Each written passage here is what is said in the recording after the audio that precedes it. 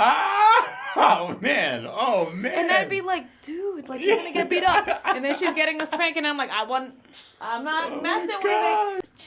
Dude, I needed a break. Yeah.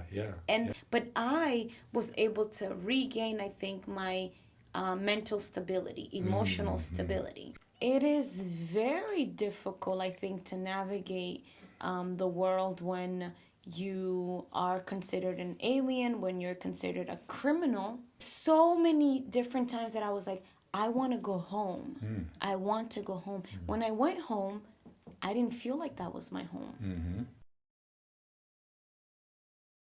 Scoop with Ferns, episode 4 with Yonerky. No. No? Try it again. Oh, Yonerky. No. Yonerky. Y'all are gonna practice with me. Yonerky. Yonerky. Joner, not an Oh, L. ner. R. Yonerky. Yonerky. Yeah. Okay. Boom.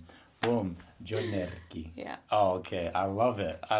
It's so beautiful. I always say, like, my mom must have not known that I was going to travel to DR. Yeah. And that people were going to have to roll the R and be like, Yonky, Jueska, Judarki. Like, I've gotten it all. Yeah, I bet. I totally have. Is that why they call you Kiki? My uncle nicknamed me Keki. Keki. It makes no sense because it's like, how do you get Keki from Yonerky? Like, you don't. Just the end, key. Keki. Okay. They're like, we're going to take the easiest part and just double it up. Yeah, he's like, Yonerky, Kia, Keki. Keki. Yes, that's it. But now I have stolen his title, and I am the one that gives the young ones in our family their nicknames. Oh, that's beautiful. Yeah, What a beautiful thing to pass on. Yeah. Oh, man. So first, I have to thank you so much for coming, right? Thank you for having me. It's been a pleasure having conversations with you, being engaged with you in the political process, seeing you go ham in it. You know, it's inspiring because for a long time, my question has been, how the heck do I get involved? Marven was one of the first to answer that question for me. Yeah. And then by extension, you and Paul as well. It's just like, okay, so that's how it's done, you know? And by being connected with that, I've been more in tune with what's really happening. So I thank you for that. Yeah. Yeah, that's why, that's why cool. I knew I had to have you here. I had to have you on and talk to you and get to know more about you. I'm glad you said that, though, because the way that I think about it, it's like, okay, we ran this campaign. We might not have gotten the results that we wanted. We didn't win the seat. But at the end of the day, we got to connect with so many cool people that are activists in their own way in the community. That's so important. You know? I think that gets lost too much in campaigning. Yeah. It's like, man, we lost. Well, I'll see you in 4 years. Like, no. You know how much work can be done within those 4 years? Those 2 years, you know? Yeah. Yeah, and that's why immediately after the campaign, you know one of the first things I said to Marvin? What's next? Yeah. We're running. We're always campaigning. There's no break. Right. And here we are. But I think when you look at the kind of work that Marven wants to do or that I want to continue to do in the community, it's not just about like, there's this project and this program and these few months we're gonna do this and we're gonna win the election. It's kind of like our lifestyle to continue to educate the community, to educate ourselves, to learn to share what we're learning. But at the end of the day, it's all kind of like looking for a healthier lifestyle, a healthier community, a healthier upbringing. That's more informed. Yeah. And engaged. Yeah. You guys are winning. You're accomplishing that. Hell yeah. I think so. There's no question. Yes, you've earned it. And then some. We're winning. Hell yeah. Yeah. I do think that. And, so I feel like I have to start with, right? Because I thought this was such a great thing that you did. Is I said, hey, can you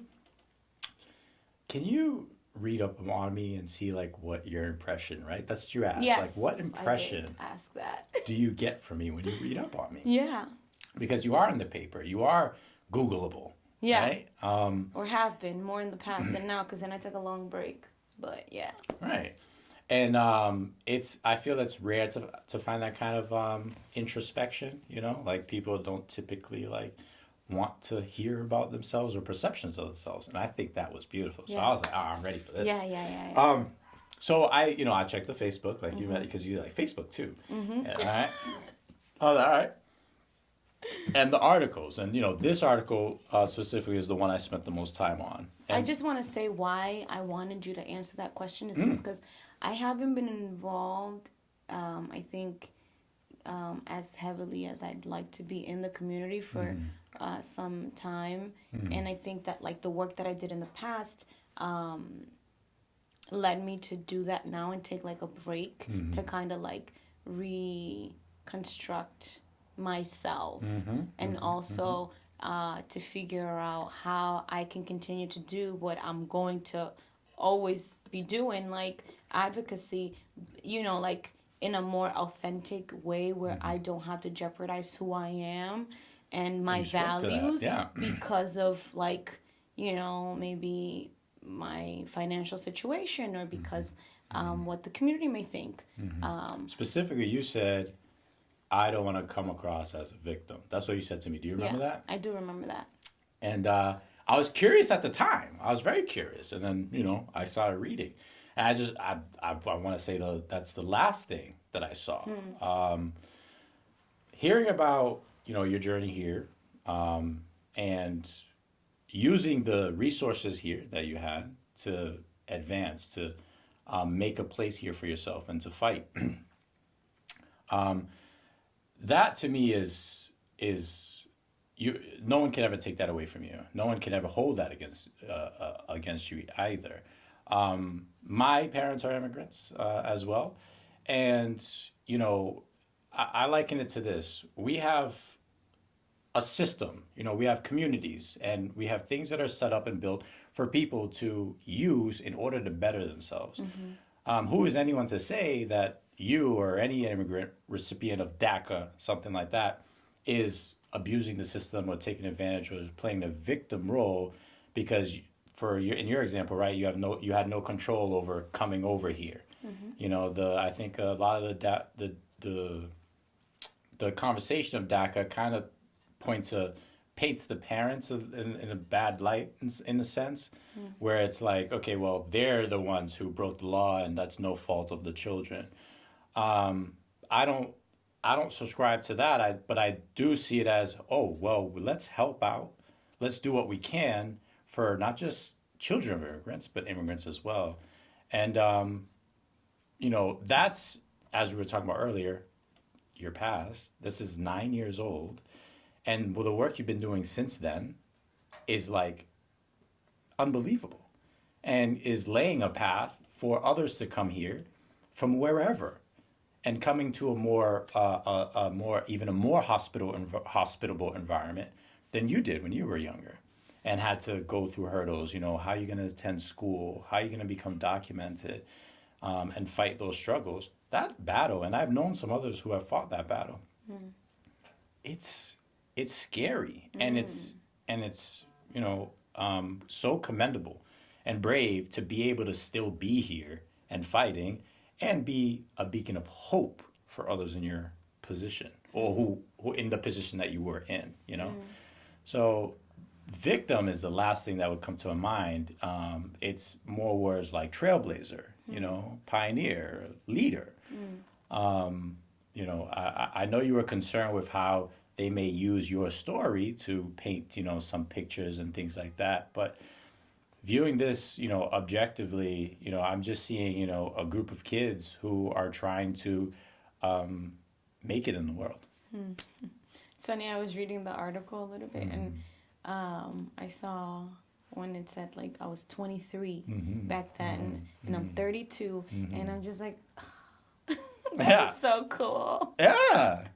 Exactly. Like at 23 to be trying to figure out how I'm going to protect myself, how I'm going to become a citizen in this country so that then I can start my life and get a license and go to school and buy a house or whatever, right?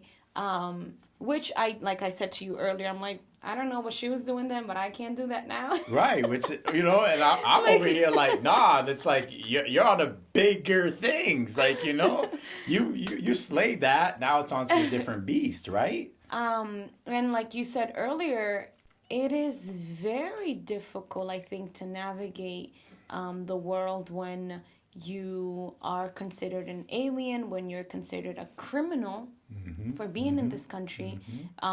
When yes, you didn't decide to like cross the border or whatever. But at the end of the day, and I've thought about this like a lot, and I am very grateful that my father made that sacrifice, because it was a sacrifice that he was doing to send his 2 girls to the United States so that they can have a chance at a better future, you know? Absolutely. And like, how do I put this? The way that things turned out might not have been the way he wanted them to turn out, or that I wanted them to turn out, because then like life just hits you and you're like, okay, I have this plan. I'm going to figure out how to become a citizen. I will apply for citizenship and I'll make the money however much it costs. And then you find out like how the rules are actually set up, how the laws are set up, so that, you know, it's not as easy as people may think. As it tends to happen, right? Yeah. You know, you set a plan and you hit obstacles. But what's so brave about you is that, like, you're still here. There are people who have run into obstacles and they're not here. I wanted to leave many times. I called my father crying on the phone, like, I'm done, Dad. Like, I can't do this anymore. go. I want to come back home. Like, There you know, go. there's so many different times that I was like, I want to go home. I want to go home. When I went home, I didn't feel like that was my home. You know, like weird, very weird. I do know. And I found out that I was more American than I gave myself credit for. And I lived here since I was 9 years old, you know, like I do things by the rule most of the time. Unless I'm trying to get in trouble, we'll get into that. And I am an American child, you know, I was like bred by their system, and I went to their public schools, and I think going back to the Dominican Republic, it was just like, I want to go back home. I want to go to DR. And then when I get there, I'm like, I don't know anything about this. I don't agree with this or this system or like this country. And like, I just didn't feel like I fit in, you know. But I didn't fit in very well there, and I also didn't fit in very well here, because I am like, I'm a citizen, or was then, because I'm now a resident, becoming a citizen next year. So we're going to celebrate, but it's a very sad celebration, because it's been a very tough journey. Very, very tough journey. You know, nonetheless, I am glad that I will become a citizen, because with that comes a lot of responsibility, but also my family I'm able to ask for my father to come live here, and then other family members. That's incredible. You know, I had a guest on yesterday, Miguel, who, you know, I mentioned to you earlier, and he brought something to my attention that was so profound for me, right? My parents and his mother as well immigrated here and had us, so we're first generation here. Your kids will be first generation American born. Does that mean I'm first generation here then? Are y'all second generation here? So your parents came in as immigrants. And were born here. So they're not even considered first generation. Right, they're immigrants. Right, exactly. Okay. Exactly. So like we're first generation, and then your kids will be first generation. Yeah. And like we talked about how the generation prior to our parents, prior to you, prior to your dad, might have dreamed of coming over here to make a better place. And then generations before them. So it started out as an ideal. I never thought of it as like, you know, my mom, you know, decided and, you know, that she's going to come here and have me. Like, what about her mom? Her mom probably thought, hey, it'd be nice to go over to America and make a better life for ourselves. Did you ask them So- that, your grandmother? Like, do you know? I haven't yet. I spoke to him yesterday about this. It never even occurred to me. Like, hey, grandma, did you ever want to move to America before mom brought you over here? You know? Yeah. Before she even thought about coming over here. Was that even in the picture? And just like, How you know, did your mother come here? like, so she, Did she get a visa? Did she come undocumented? she did get a visa and overstayed like Like a lot of everybody in my family. You know what I'm saying? Like, it's like, I feel like that is the most popular way to come over. Yeah. I know people imagine people coming on boats and stuff like that and sneaking into the country. Yeah. I'll be Very honest. rarely. Right. Yeah. I'll be honest, when I was younger, I had that picture in my head too, you know? But it's like, no, the more common way is to come over here on some kind of visa and then you just never leave. Yeah. You know? So, my mom, my dad, the same way. And of course, like all their siblings, pretty much exactly the same. And, once they got citizenship, they started bringing people over that way, like my grandmother and things like that. But yeah, I think it's a tough decision to make because you don't know what your life is going to be like. you have no in idea. That, Once you shoot that alien shot, world. Yeah. Yeah. Once you shoot that shot, like it's shot, like, you know what I mean? If you go back, you go back to your community, you go back as a failure, it's like that, that mindset. Yeah. Very sad. And here you have to figure out, like, where are you going to eat? What are you going to, what are you doing to do? And that's why I would never look down my nose at someone who's taking advantage of the benefits that we have here that exist. Do I, necessarily agree that all of them should exist? No. But, certain forms of welfare, certain forms of housing, and the criteria that needs to be met in order to qualify. At times I do believe that, some of them are very excessive. And there are people who choose to stay on versus people who need it. You know what I mean? So it's when it gets to the point where, okay, now this benefit is a choice, not a necessity, I would like that benefit to go towards something else or somebody else who needs it more. So it's not necessarily slicing particular benefits. It's getting people off of them who don't merit them because simply they don't need them. They're able-bodied. They've been here. They know the language. They're capable of making an income that would disqualify them. So instead of making that income, they choose to float under that radar, whether it be not working or working under the table, something to that effect. Yeah. It's a much longer conversation that we'll have at some other time. Well, let's have it right now. What's your experience there?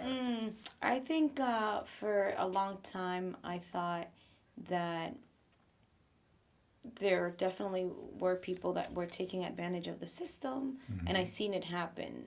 I seen women that drove really nice cars, and they lived in an assisted housing or so, and kind of just played with the system. But then there's a lot of people that need it, like you said, that are not even getting those services. But then it just goes into how are we taken advantage of by the system, and why is it that a person has to work 8-hour days to make a living to be able to afford their housing? Why don't we start thinking about how every single human being that has landed into this planet should have housing and food and water, like the basic necessities, right? Like Maslow's law of the hierarchy of needs, those should be given human rights. I think that in the 21st century, we can afford to say that, or to figure out how every family has shelter, right? Because if you don't, then you're most likely not going to make it through the winter. And so then I start thinking about how we were talking about earlier, housing, and how we want to make sure that landlords are able to make a living from owning their house, sort of, right? But then it just makes me think should we be doing that? Should that be a business even? Right? It seems so cruel that like I'm gonna kick you out because I have to pay my mortgage and you can't afford to pay the rent because your husband died. And that's the law in your it's like you can kick people out. It doesn't matter what's going on. So I think that like I don't know, it just makes me think like we should think of how to like prioritize humans' well-being above like our financial stability or how we are making money in the housing market. And I don't know the answers. I just see a lot of people that are in really fucked up situations, and not because they want it to be, not because they were abusing the system, but also the system abuses us, right? And we know that there are very small groups of very wealthy people that their priority is to make a profit, and it doesn't matter what a human being is going through. You know, whether they live or they die. Well, I'm sorry, you just couldn't afford to live. I didn't decide to be born. I didn't decide to come to this planet. So I sympathize with that wholly, and I do. I do disagree with that we don't prioritize human comfort like as a whole, like as a society. I do believe we do. I disagree that we don't do that. I believe that we do prioritize it. It's just that there's a threshold as to how much, like what's the limit. We talked earlier about abuse, right? Yeah. Abuse of welfare, System, right? yeah. That's right. If, let's say, we did have a society where it's like, yes, you know, a family had the basic necessities, like you were gonna get that, period. Yeah. Well, at that point, wouldn't we also have to set parameters for what a family is? Because imagine now if your family was guaranteed shelter, food, and everything, and someone decided, okay, well, I'm gonna have 30 kids, and those 30 kids are gonna have 30 kids. How would that be sustainable? Yeah. I don't believe it would be. Yeah. You know what I'm saying? Yeah, I don't think so either. Yeah. Right? So, again, we would have to come together to figure out what is the proper way to, like, address that. I think we're working on it. That's where I was going. Like, I think we are working on it. Like, we have welfare programs. We have shelters. We have, state-sponsored healthcare, you know, Medicare, things like that. We have a lot of programs, a lot of which, this is my big thing, education. Because a lot of the programs, people don't know they can take advantage of them. And I don't mean take advantage as abuse. I mean use them because you need to use them. Yeah. There are people I talk to all the time, especially with the housing, right? Let's talk housing. Recently, pandemic. Did you know about Raft? Do you know about Raft? I'm working currently for Lynn Housing, and I'm helping people to get on Raft, yeah. And Isn't that one of your issues? That a lot of people don't know about it? Yeah. Like, how many people, have you helped that, they got referred by somebody, or you had to, it's like, that is the most important thing. You have all this money sitting around here that there are people who need it. Yeah. And we're talking about there aren't enough resources, and we're putting money over the needs, the well-being. Being, No, because that money's out there. Yeah. Let's get them to it. Right. But then here's the thing, like, there are many different ways to get the information out to the general public, right? And I think that, like, purposefully, some information is withheld from the general public. And there are some groups that take advantage of it. Absolutely. No and question. Let's go get them. I'm with you. Let's go ride. Landlords can afford, can apply or have their tenants apply to get these benefits. And there are other small landlords that, like, they just didn't know that this program existed. Yeah. So, programs like this, information to get out to the general public is very important. I forget what I was going to say.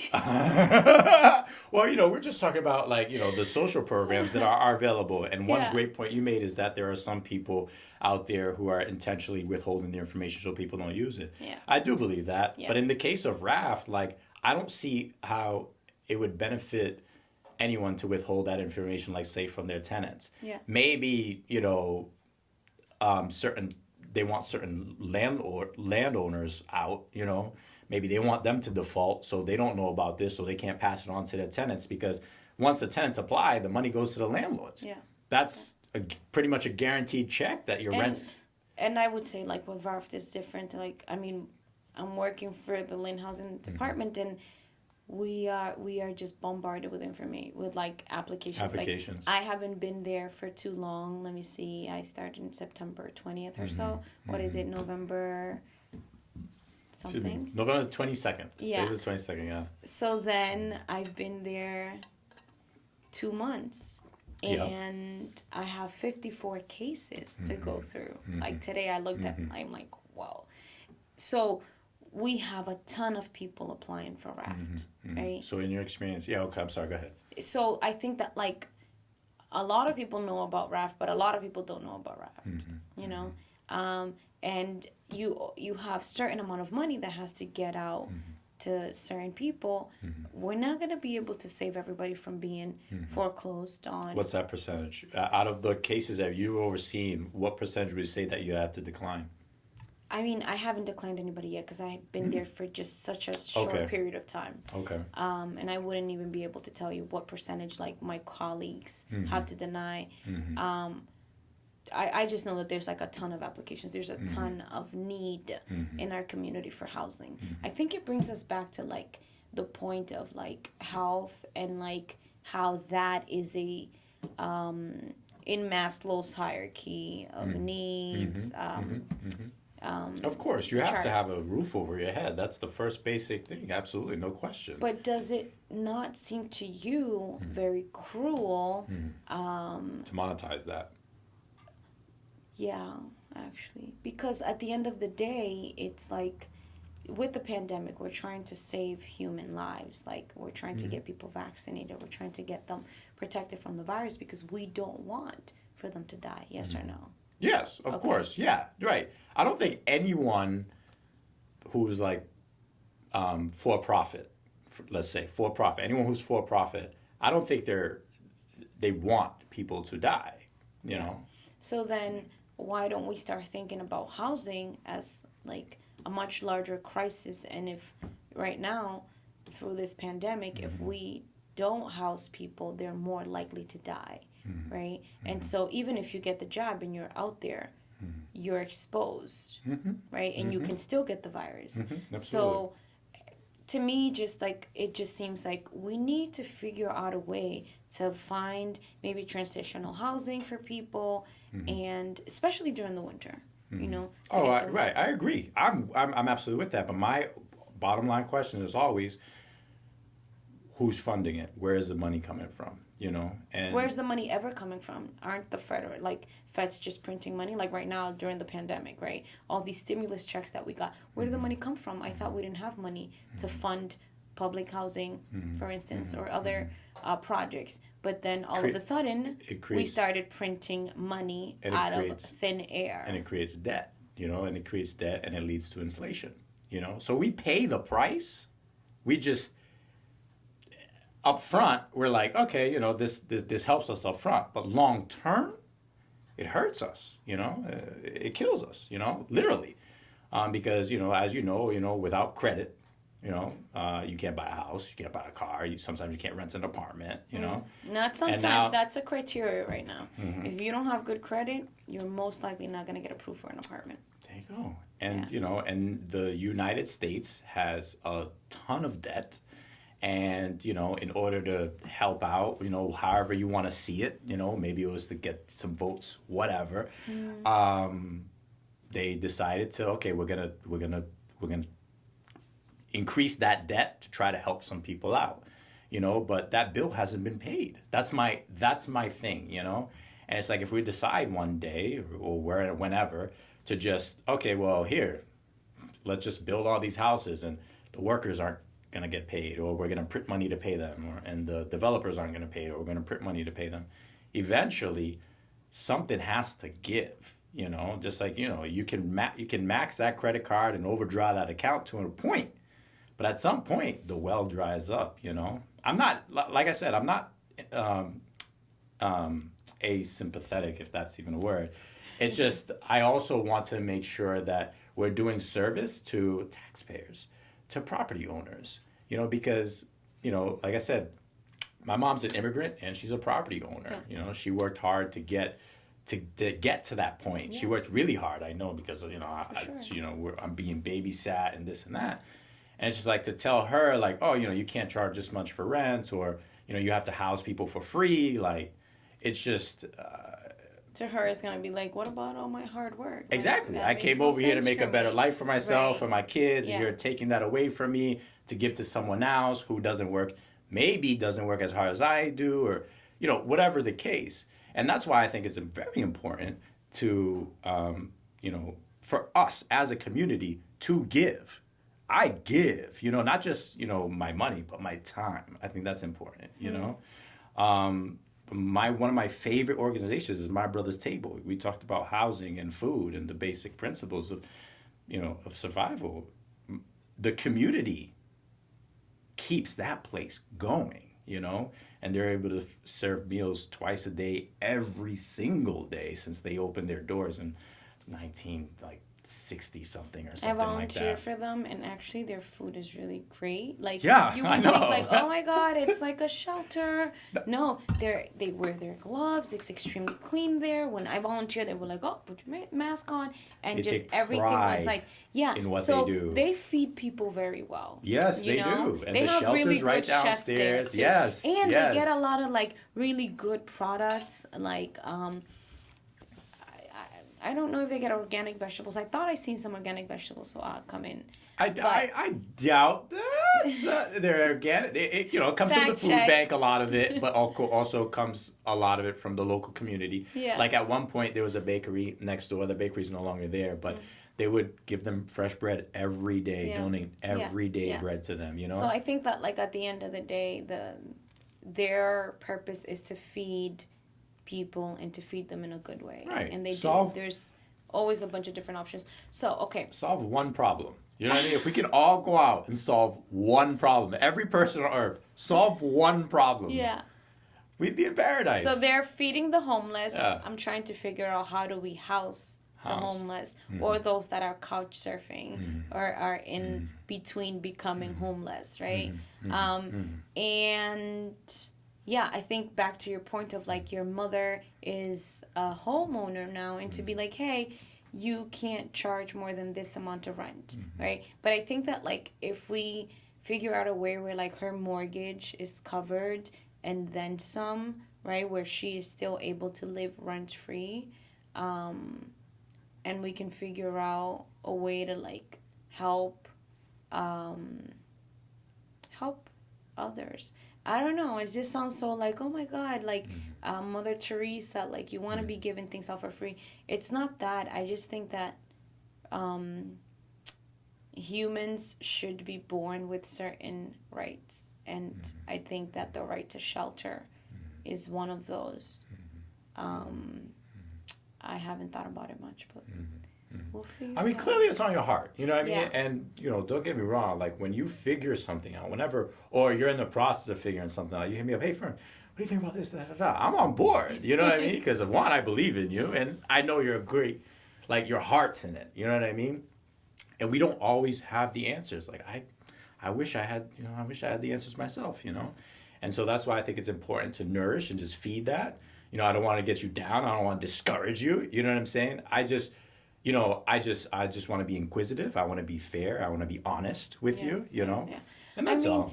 I don't know if you've heard or researched like the tiny home movement. That's awesome. And the RVs. I told you I lived in an RV for a year myself throughout the winter. And I remodeled the whole place. Yes. I insulated the whole place. That's incredible. And I was the happiest I had been in a very long time. Yeah, I think. Is there any way you could advocate for that, right? Because I tried. I sent letters to like our city councilors, and I really wanted to like start a program of like transitional housing units where we purchase RV homes, remodel them, and park them in people's yards or driveways if they had the space. Yeah, and we could like the organization itself could like pay the landlords to like host an individual or a couple for like a year or two so that they can have a break. That'd be incredible. Dude, let me tell you. You need to be Julie Arnold, our former neighbor. She had a very similar idea. Oh, hell yeah. She literally brought it up to us in tiny houses like this and that. Like, I'm going to park it on my friend's property that he owns or whatever. Yeah. Yes, absolutely. But go on, please. I just think that people need a break. Some people need a break, right? Yeah. You see how I've been an activist for a very long time, almost 13 years now. Yes. But guess what? Life hit me just like it hits everybody else, and I needed a break. Right? Because there was a time in my life where I felt like I just didn't have it all together, and I didn't know what I wanted to bring to the world with my advocacy, and I was figuring out who I was as a being, figuring out who I was as an activist, as a politician. Not that I am a politician, but working in the political world. And, dude, I needed a break.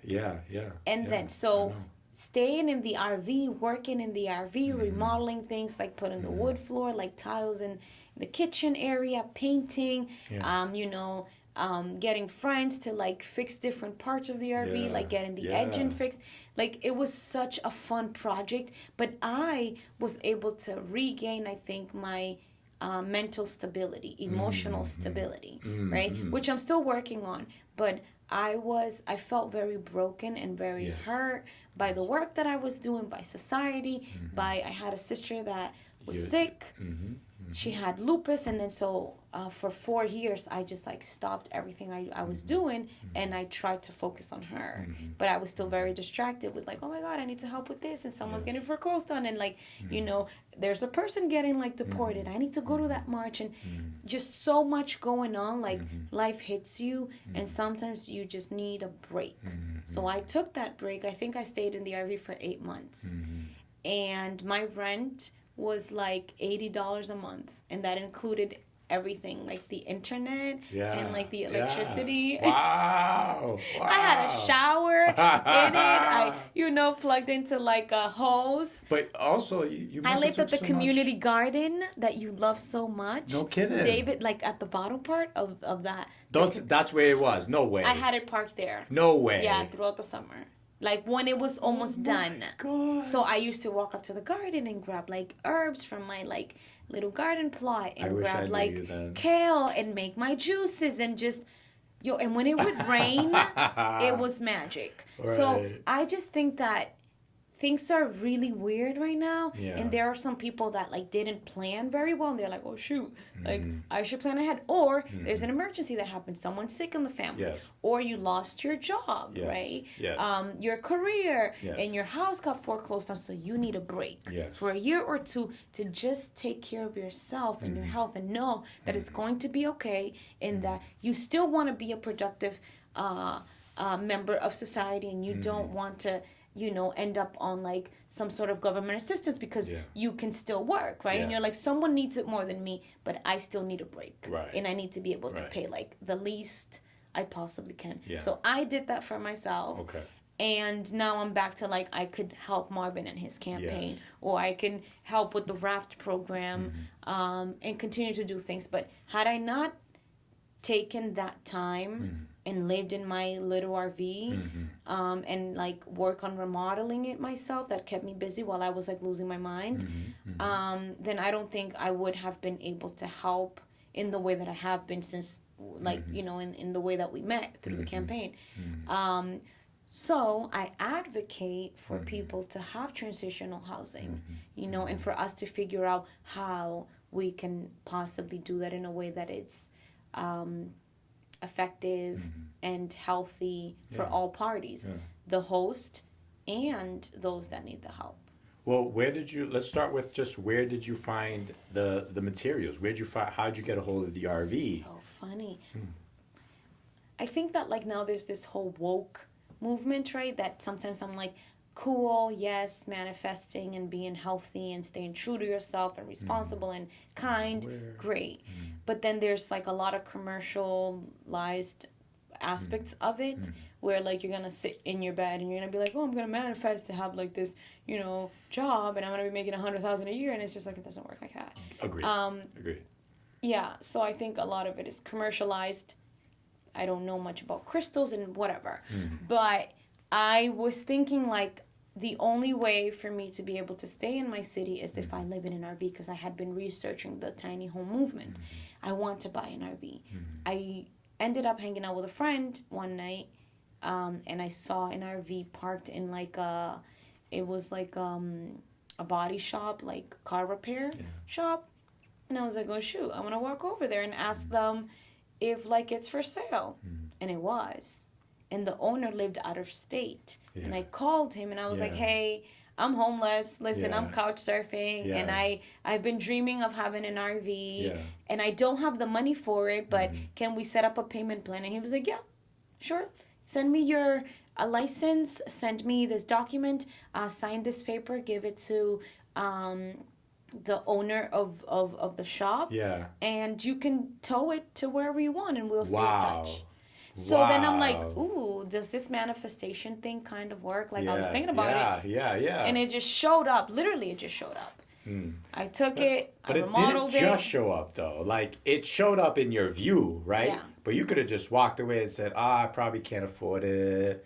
Or this is like a crazy-ass idea. Yeah, you could have talked yourself out of it a million different ways. You know what I mean? But you're like, nah, it's there. I have to go, know? And that's a big part of manifestation or prayer, whatever it is. You pray on it. Yeah. But make sure you beat those feet. Yeah.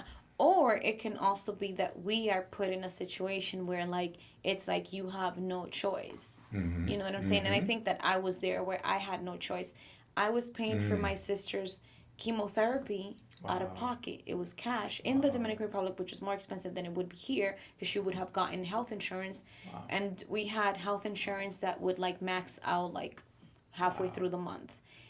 One of her pills, I forget the name of which one, maybe it could have been hydroxychloroquine, but it was $8 a day for that one medication. Then every doctor's visit, it was $35 a visit. And then transportation and then organic food in boxes that I had to get. I had a lot of like, I would set up in front of North Shore out of Whole Foods, and I'd be like, hey, donations for this organization, Rosario's Daughters, which was the organization I wanted to start.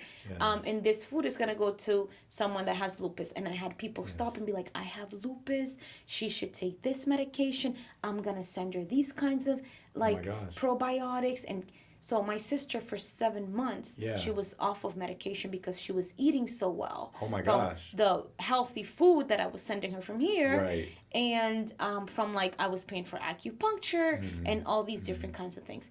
That's Pandemic beautiful. Hit. Yeah. And she had an outbreak because she panicked and we didn't know how we were going to get hydroxychloroquine during the pandemic. Okay. So she panicked and had an outbreak and she passed away in May. I'm so sorry. So I think that like in that time I was like, I can't afford my apartment, which was a beautiful 1-bedroom on Franklin Street. It was $950 a month, and it was great, and it was beautiful. And I had like my living room and my bedroom and the hallway area and a cute little bathroom and a little kitchen. It was great. It was all I needed, that space. It was $950, and that was super affordable for me at the time. When she got sick, I could no longer afford $950 a month for an apartment plus insurance on my car or whatever. And so I was like, you know what? I'm going to move out. I'm going to go stay with a family member until I can figure out how to get into a transitional housing unit, which was like the RV. I'm going to get an RV because I had researched it for some time. And that would save up $950 a month on rent, and I can send that to her. So, long story short, I manifested the RV, I guess. Yeah. I don't know. I don't know how that works. Because you knew what you had to do, and then, yeah, and then it just, at that time, it was very crazy. Because your relationship with your sister was obviously, like, she, I think, was like my other half, and it's weird that I'm going to say this, but I could feel her pain. Like, when she wasn't doing well, I'm like, all right, stop chilling. Everybody stop. My sister's not well. Let me give her a call. And I would call, and she'd be like in the emergency room. I remember one of my friends, Raymond Turner, who you should also meet, great henna tattoo artist. And he also lost his brother. So I think we've been through similar, I think, like paths through our lives by like losing someone very special to us, and it made us fuck up and do a lot of crazy shit, and now we're like, okay, we're back. I was hanging out with him one night, and I was like, yo, I don't think my sister's doing well. And I called, and she was in the hospital. And he was like, and I'm like, I told you, dude, we're connected somehow. So fast forward to today, she passed away, and the day she passed away, I was like, bitch, where the fuck you at? Like, where you at? Because you're not gone. You're not just like, she exists somewhere in my, I don't know. Am I going off on a little rant? No. I'm actually, I want to ask you, what's your sister's name? Jonaida Santana. Yeah. Jonaida. Tell me something about her. Her eyes were like cat eyes, like so pretty. What annoyed her? What's something that everything. annoyed her? She was annoyed all the time. She was just like freaking. She was just like irritable, like but such a loving, honest soul. She would just let you know straight up. Yeah, you know. And you would meet her. She's the party of the room. But if anything like mess with her, she'd be like, let's change it up. Yeah. Okay. Right? Okay. Oh, beautiful. Cool. Beautiful. So beautiful. What else can I say about her? She was so tough and so herself, and she was the first person I met that was free, that did not like, she didn't go by the rules because of how people would think about her. We lived with our aunt when we both came to the United States undocumented, and my aunt was very tough. Okay. Right? Yeah. And she would just be like, fuck you, bitch. Oh, man. And I'd be like, dude, like, you're going to get beat up. And then she's getting a spank, and I'm like, I'm not messing with it. Just a tough kid, very independent, very headstrong, very herself, very free to experiment, you know. And I think that, like, I learned to be myself through her because she was just, like, such a butterfly, such like a free spirit. You honor her very well. I wanted to know something about her because I want to honor her some. I want you to share some of her with the audience, but also with me, because you had shared your tribute to her. You know, 777, and, you know, your story and how you celebrate her. So I wanted to make sure because the people that we've lost live on through us. Yeah. If you never talk about her again, then she's really dead. You know what I'm saying? But you talk about her, you let people know about her, she's still here. Yeah. The most radical being that I have met, she made me who I am. I think like every aspect of me, I was just like a shy little thing, like behind the walls. If I needed to use the bathroom and it was dark, I'd like wake her up and she'd be like, "Oh, here we go. All right, I'll take you." You know? And I remember being in the plane. That's awesome. Yeah, like traveling here from DR, and she held my hand and she's like, "Yeah, wow. 8 years old. I was 9, and she's like, "You're gonna be all right. Relax. Just close your eyes." Holding my hand, you know. So always like my mother figure, like the person that I looked up to. She did everything before me. She has a 10-year-old that I'm adopting. She's in the DR, and she's a spit image of her mother. So I just look at her and I like laugh like at the things that she does. She's super cute, and tough and annoying and loving, all in the same, all at once.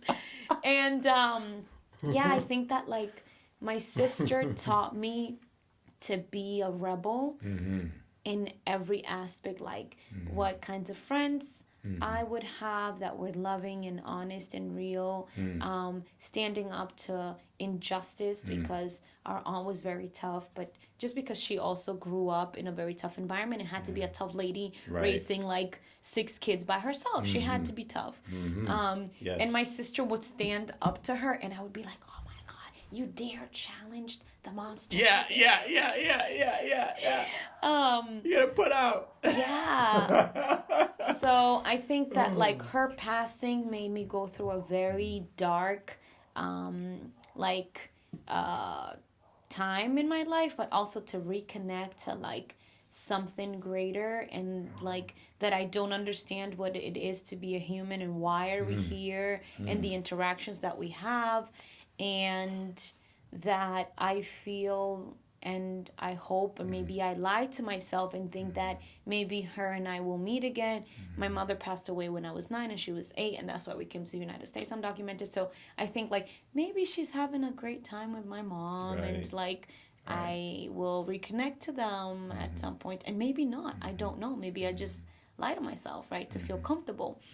But I say all that to say this, that I feel that life is very short, and that I want to make sure that my time here is valuable to myself, to like the little ones in my family, my cousins, Arielis, Bernardo, Joalis, Moise, Katie, Catherine, I gotta mention them all, like all of you guys, you know, Jamie, Eve, like all of our little cousins that I think have gone through such tough times being immigrants in this country, or first generation, and they're trying to figure out who they are and where they're going, and it's like, we don't know, but just like your time here, let it be kind, let it be noble, meaningful to yourself. And let yourself pass on so much information and knowledge to them.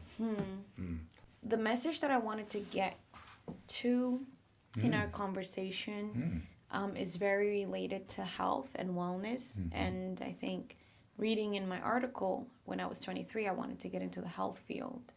And I wanted to become a naturopathic doctor and heal through herbs. And I stopped because I was told like, oh, that degree doesn't make money, like you should do something else, or you're organizing and you're working in politics, you can work yourself up, you don't really need to go to school. And then like just thinking about where we are at nowadays with the pandemic, where like there's a lot of riots in other parts of the world, not just this country, where the world seems to be going through a shift, maybe. And I think that I just wanted to end with like the fact that we don't know everything, and everyone's figuring it out, and they're just, you know, doing their part. And I think that like we need to try to figure out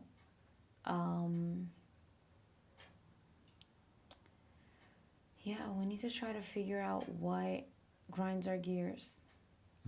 Family Guy. What makes us feel good, you know, and in a way that like it doesn't harm others, right?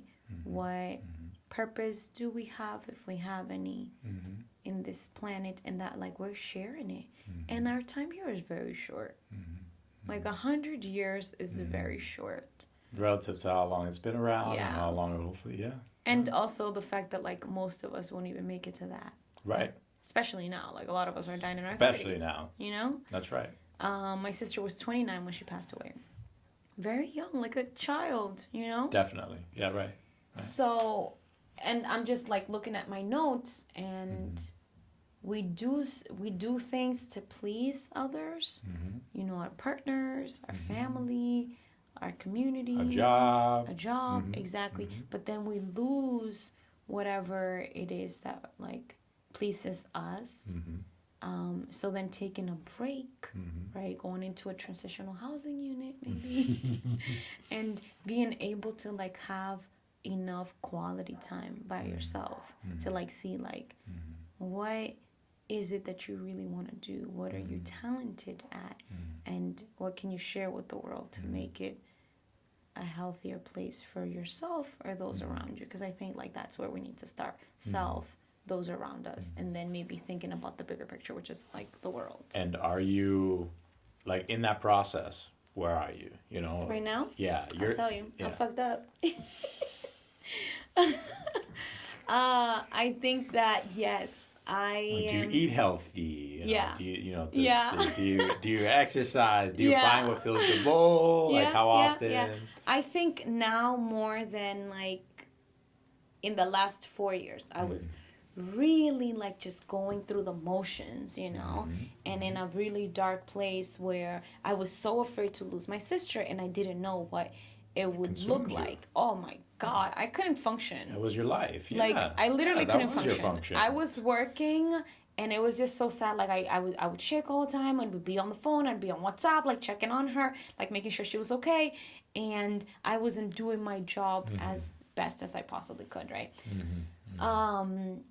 So yeah, the last 4 years were really tough. And right now I'm like, okay, I gained, I think it was like 6 pounds. And in 3 weeks, I got rid of it because I knew how to go back to plant-based, right? Like electric eating, following like a Dr. Sebi kind of diet. I don't know if you've heard of Dr. Sebi. Sebi, of course, Yeah. absolutely, yeah. So Maybe I not, was, of course, but yes, I have, yeah. Cool. I'm so glad. I was having sea moss and chlorella, and I would have that in the morning, skip breakfast, just have that, and then I'd have 1 meal a day, and I wouldn't exercise because I actually don't like exercising, although I'm a yoga instructor. I like stretching, but I don't like lifting or like being in the gym for a long period of time. Same. And I noticed how quickly I got my way off just by eating the right things. And I wasn't having gluten or sugar or dairy or much starch. And I just kept strict like plant-based and meat like once a week. A lot of liquids, a lot of rest. I was sleeping a lot. I was watching, you know, shows on Netflix and chilling and just like, you know what, I need a break. Yeah, And- right. Yeah, you were in your little sanctuary. Hell yeah. Yeah. I wouldn't, you know, do a little bit of meditation or play my meditation music, play my singing bowl. So I got more into my wellness practice. Just, you know, just like very, not like, it wasn't consecutive. Like I wasn't doing it every week, Yeah. you know, but I mean, for the last 3 weeks, I've been eating well. That's But can I ask though? Sure. What's wrong with that? With what? Your sanctuary and eating that way and living that way Yeah, and chilling nothing. and what's wrong with it? No, hell no. There's nothing wrong with it. So why aren't you still doing it? No, well, I think to be quite honest in this interview, I am figuring out, you know, like what works for me. So that didn't work for you.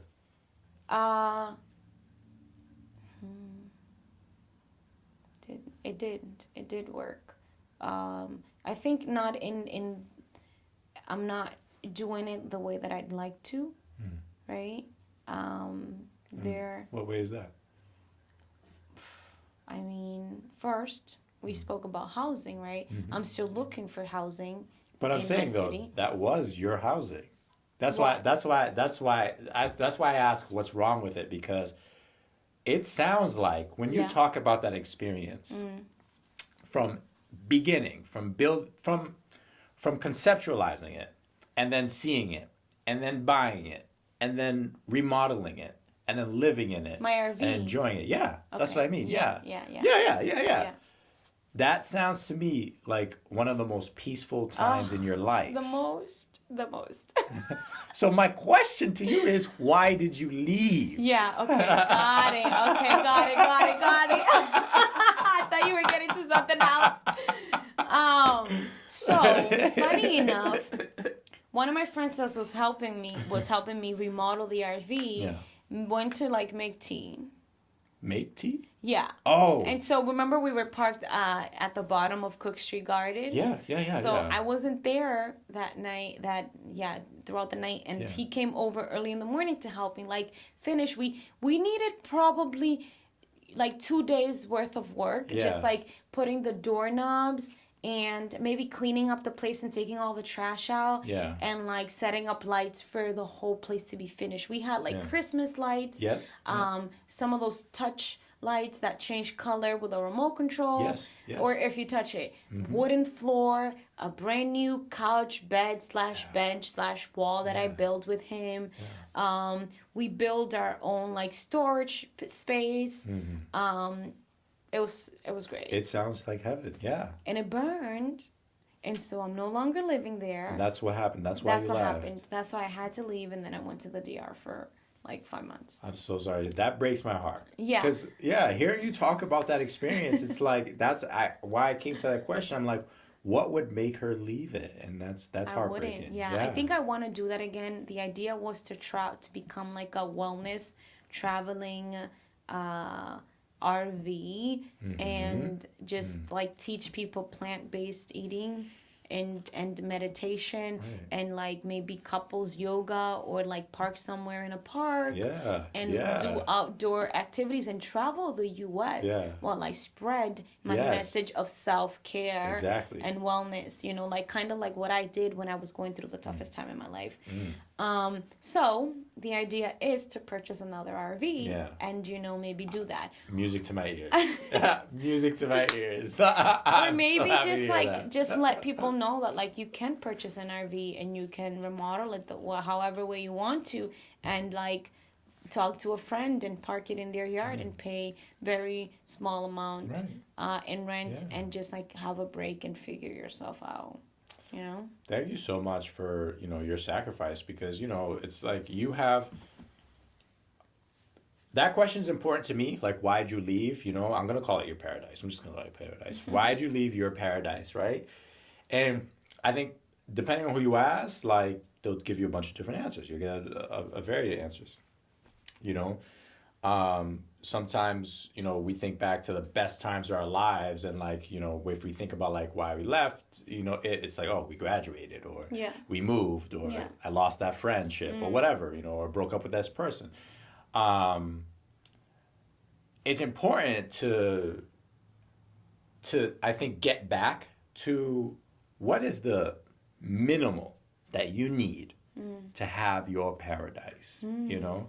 And so much of us work, and we talked about how there are so many rich people in the world, and how if like, you know, maybe they gave more, they didn't want so much, there'd be enough to go around for everybody else. But it gets back to the question, what is enough, you know? I'll sit here right now and tell you, we're sitting in a 3-bedroom apartment, right? It's like, it's 2 of us. Last year we were using it as a business. Yeah. But why couldn't we live? You can move. It's like attacking you. I'm not playing with it. Oh, in that case, yeah. It's like attacking you and stuff. Yeah. It's like, so, you know, what are we working towards? You know, what are we working towards? Are we working towards a big mansion? Why do we need a big mansion? You know, what's the minimum we could live with? Off of. Yeah. In a healthy and way. Be in paradise. Yeah. And I think that whatever we call it, idea or concept, we should be more open to, not just to ourselves, but also to teaching, you know? Because what do we push as a society? Oh, you got to buy a house. Yeah. Why does everyone have to buy a house? Yeah. You know what I mean? Property taxes always go up, so even though when you're done paying your mortgage, you still got to pay all that land. Yeah. And I think that, so for me, my paradise was, you know, a very minimalist lifestyle where I had a roof over my head, where I was able to cook my meals, where I even had a library, let me tell you. A library, yeah. See? Are you saying you don't have pictures? Is that what you're saying? You told me you don't have pictures? I in my old phones, I have a few pictures, just not like of the finished product. Okay. It was great. I had a friend, not even a friend. I don't know how I connected to this gentleman. He's an Asian guy. He drove from Missouri up to Lynn just to come fix my engine. What? And we like talked through the phone. He didn't really know me. Just like the gentleman that like sold me the RV through the phone and didn't really know me. Yeah. You know? Yeah. Kind people. So I think that like for me, that minimalist lifestyle where like I had a small refrigerator and a small stove and I just used what I needed to consume that day. Right. You know? Right. And I didn't have like electricity going all day long or using too much water because I needed to connect to the hose to use water for bathing or cleaning and doing dishes. And I used to drive to Linfield to Pocahontas Spring to actually like get my fill up my glass 5-gallon jug of water that came from a spring. And I think I lived a very purposeful, like, it's just like life where, like, it was just like, okay, this is what I need. Yes. Every decision you made had purpose. You weren't just, I haven't washed my hands in a while, let me wash my hands. Like, you know what I mean? Like, no, you know where that water came from. You know? How much I could use, how much I needed for the nighttime, how much I needed for cooking, how much I needed for bathing or whatever. Yes. You know? And it was great. It was a really fun experience, and I think that people can definitely live within a very small space. And I agree. And that's how we started out. You know, we didn't start out building mansions. We didn't start out building 3-bedroom apartments, you know. As we evolved, as technology evolved and our needs evolved, yes, I understand moving, you know, up. Like, you know, okay, we want to have our whole family living in one place. Okay, you're going to need a bigger place, right? But now the size of the place has remained the same, but the nuclear family is shrinking. And the extended family is not with the nuclear family. The extended family lives by themselves with their nuclear family, but still in the same size accommodation that they all would be living in together 100 years ago, you know? It's like, so my question always is, especially when we're talking about policy, legislation, to get housing, to get food, how much do we really need? You know? How much do we really need? Wow. Right. You know? So if, like, we weren't over consuming, all of us, not just the filthy super rich, all of us, for sure. Then maybe we're not even having a conversation on how come there's not enough to eat, how come there's not enough to shelter. You know? Very, very good point. We are over consuming, and I think that, like, we're not careful with that, and we're not thinking about how it affects our brothers in other places. At all. We're not. That's the problem. That's such a big problem. Like, when you were in your paradise, and I'm telling you, that's what I'm calling it from now on. I'm not playing. I need another paradise. When you were there, and, you know, everything is so measured. Like, you understood, you better appreciated the value of that water, of that electricity. You know? And I wasn't using more than I needed. Exactly. You know, because I knew the work it took to go get it. Thank you. Yes. For sure. Yeah. I don't know. I think maybe it's an experience that other people need to experiment with. A lot of people are doing it, though. No. But you talked about it. You talked about, hey, you got to go buy another one. You want to travel the country and share this knowledge and experience. That's why, you know what I mean? That's why I'm talking about it. That's why I'm excited. You know what I'm saying? Yeah. Because, you know, you're not just giving a man a fish. You're teaching him to fish in that case. You see what I'm saying? Like, that is sustainable. Ooh. You know? Sustainable life. Yeah. Sustainable living. And think about that. Think about how expensive travel is. People always say when I want to travel, you travel with your home. You know? And where do I want to wake up tomorrow morning? Yes. You just get on the road. You know? I drove to the beach a few times and I just parked there and watched the sunset. It was great. Beautiful. Drove to Salem and just hung out there for the day. You know? Brought an artist friend over with me and we parked at the beach and he painted. And you know, how can anyone hear that and not think that is incredible? That is beautiful. That is the way to live, you know? Very to live. Very freeing. Of course, there are, you know, complications that come with it. Like naturally. If your home, it's crashed into and you lose everything, you know, you need good insurance and all that. Or like if you break down in the middle of a road and you need to put on a tire, you need to learn how to do all that kind of stuff, which I learned. Yeah, it's not perfect. It's not perfect, but I think it's a immediate solution to the housing problem that we have now, which goes into the wellness problem that we have, which housing is, to me, a wellness crisis. Agree. I, as I said, am a yoga instructor, and I've taught plant-based cooking and, you know, like how to live a healthier life, because I think I have put myself through kind of like the test, and I've been able to see, okay, this works and it doesn't work. Okay. And not being able to like have someplace to sleep because I've been homeless. And like figuring out, where am I going to sleep tonight, right? Am I going to sleep in my car? It's freezing. Am I going to keep the car on? Am I going to go sleep, at a friend's house? Am I going to be uncomfortable? Like, it just, that doesn't give you any kind of stability, and it doesn't allow you to work on any kind of plans that you have or to help the community in whichever way that you want.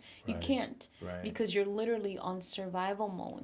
All the time. Which is from very the time you get cruel. up to the time you go to sleep. Absolutely. Absolutely. And I think that like inflation and the rising cost of living, because it's not just the rising cost of housing right now, is out of control, and we're just letting a lot of people like suffer, and it's unnecessary. There's a lot of unnecessary suffering right now. I don't think it's like people are lazy and they just don't want to like get up and work. It's just that you have to work 2-3 jobs, not see your partner or your children, really, not spend time with them or discipline them, because you have to put food on the table. And that's the majority of people nowadays. So my idea is to start a wellness production company, organization, whatever you want to call it, where I can teach what I did in order to survive in a very dark period of my time, of my life, and just like show others how they can also maneuver, without having to like expose themselves too much, and make sure that they're gonna make it through. And then to advocate for transitional housing units, and to advocate for wellness community centers, and to advocate for self-care, because if you're not okay, first of all, you're not going to be able to help anybody. Useful for any of us. Anybody, and we're gonna have to support you and protect you, which we would do, and we would love to, and make sure that you're okay. But it's very difficult, because then, like, if you're not okay, and I'm over here trying to take care of you, and I'm neglecting myself, right? Then I'm not taking care of fulanito, little kid over here, and it's just like a revolving door where, like, it's just not working. Agree. So first, take care of self, which I'm trying to do and I'm learning to. And then we are functional for society, I think. I try to share that with my friends housing, all the time. We need you to have a roof over your head in order for you to make a meal, in order for you to sit some time to read a book or meditate, or like start practicing healthier habits, healthier thoughts, healthier way of speaking, healthier way of acting, and then you start thinking of your relationships, whether they're healthy or not, your friendships, the career that you have. Are you respected? Are you encouraged? Are you supported? Or are you being stepped on and neglected, and your gifts aren't getting out there to the world, right? It starts with having a roof over your head. I really think so. Yeah. Who because you know a lot of people in the community. You've met a lot of people through your work, through your life. Is there anyone who specializes in housing that you speak to often? Anyone in housing? You work in housing, obviously, but which is obviously no coincidence. Having been homeless, and again, I thank you for paying it forward, which is what you're doing. So I guess, are you the person? I guess my question is, are you the person to take things to the next level? Is that you? Have you reached the point where it's just like you don't know who the next person is to talk to in order to advance housing in the city? I think that I can advocate on my personal experiences. I can talk about that. I've been working with a friend who's a Harvard architect, the one that designed the community garden at the Ford School, Francisca, and we've been trying to put together a program to like push for transitional housing units, whether it would be an RV, a trailer home, a tiny home, or a shipment container home. But there are other folks like Hugo Carvajal, who I will connect you with, who's working on creating like a CDC, or David Gass, who years ago, maybe like 6 years ago, was working on creating transitional housing, or what did he call it? It was artist live workspace, where you would rent, a room maybe the size of this room, and you'd have everything that you need. There's I mean, it's wild to me that Lynn doesn't have that already, because there are cities in the state that have that. Yeah, we've tried, definitely, but I think I wouldn't say that I'm the person. I'm trying to figure out how do I connect to folks that are doing that kind of work, or CDCs, an organization, or housing advocate organization like Lynn United for Change. What I've learned in my short time knowing you is that if you don't have someone already in the top of your head, then you have to be that person. Because, like, I talk to you about, whatever topic, and you're like, oh, I got to connect you with this person. I got to connect you with this person. And it's like, if you don't have a person for that, then I definitely see you as the person to really lead the charge there. Would you sign on to becoming, like, a supporter for transitional housing units in Lynn? Absolutely. No question. It's on camera, people. No question. No question. No question. Yeah, absolutely. Yeah. Okay. You have valuable experience in it, and your heart is in it. And, like, how am I going to... Like, I literally see the fruits of that. Because you're sitting here. Yeah, it's very true. You know what I mean? You're sitting here. Yeah. You're brought me into my knowledge of what's going on in the city, politics, forward so much. You've helped so many other people in housing.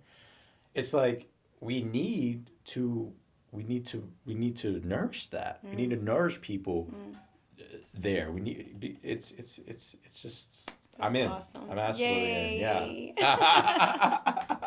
We'll figure out what it looks like, but yes, I think we need to start healing ourselves and healing our community and supporting those that need us, so that they can be productive in our community. Okay. No man left behind, right? Yeah. I mean, so long as they want to come for the ride. Yeah. Because that's something I'm learning. I'm like, man, I'm not dragging nobody. Like, you know what I mean? Like, that's why I want to show people the tools. I want to show people the resources, and I want to show them that I'm willing to do the work. Like, I'm not saying like, pick up that shovel and start digging. I already have my shovel. Yeah. You know what I'm saying? Yeah. I'm like, I want you to dig with me. Yeah. And it's just like, I think that harkens back to the conversation we had earlier about, the abuse of certain things. It's like, listen, the people who want to, like, you worked on that RV. You went and was like, hey, I don't have the money, but can we do a payment plan? How many people are just too afraid to even ask a question like that? Yeah. True. We need to promote that. We need to teach that. What's the worst that could happen? Oh, you're gonna get a no. You're gonna get a no. Moving on. Exactly. Yeah. Boom. And start teaching that. Hey, sometimes you'll get discouraged, but you got to get back on the boat. Don't let it. That used to be one of my weaknesses, big time. It's like, oh, this didn't work out. How am I gonna get back at it tomorrow? You know what I mean? Yeah. Yeah. But you, like you said, you had no choice. Yeah. No choice. You had to get back at it, or else you're going to be on the street. Hell yeah. Yeah, right. True. Right. How do we put that motivation in people who maybe they don't have it as bad, maybe they do have it bad, maybe they have it worse? How do we get those people the tools? Yes. And the motivation needed to get, going? Yeah. And I know you're going to figure it out. You know what I mean? Like, I just know you're going to figure it out, And this is like, you're going to have support. And I definitely am going to be one of those. I know Danielle's going to be one. I know Marvin's going to be one, It's like let's move. Let's move together. Yeah. Let's build transitional housing, which is connected to holistic wellness. For sure. Wow.